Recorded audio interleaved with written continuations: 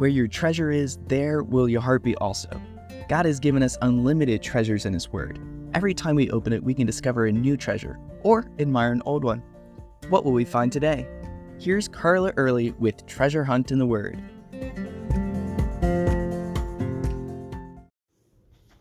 Until recent generations, the night sky with its moons, stars, planets, and other celestial bodies ordered man's world. The months, seasons, and time of night could be ascertained by a quick glance in the heavens on a clear evening. Unless the media made a big deal about it, most of us wouldn't know if something new suddenly showed up way out there in space. I guess back then, when Jesus was born, only a select few noticed the star, and even fewer knew the meaning of it. But God made the Christmas star for a special purpose, to guide the Magi to the King. These men studied the stars, and something hidden in their writings told them that this new star ushered in a new king, the King of the Jews. Perhaps they had Numbers 24:17, which says, "A star shall come out of Jacob, a scepter shall rise out of Israel."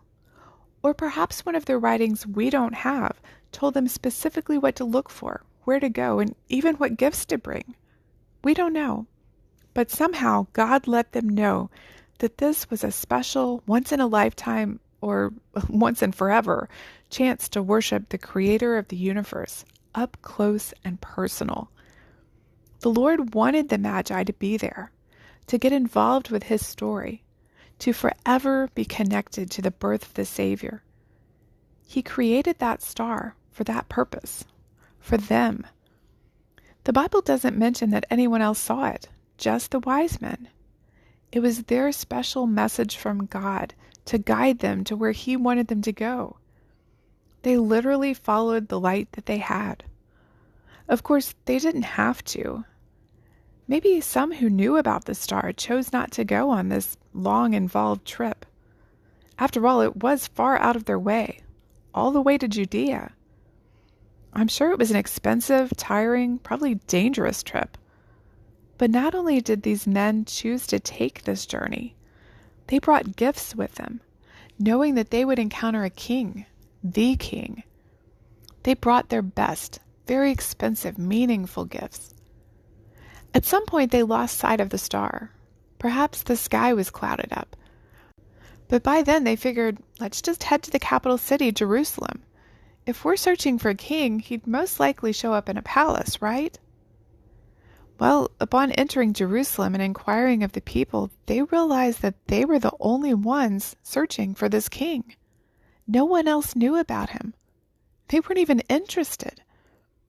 But after King Herod so generously sent them on their way with a prophecy about Bethlehem, the Magi rejoiced with exceedingly great joy when they saw that star show up again. Their search ended, not in a palace, but at a modest home of a carpenter.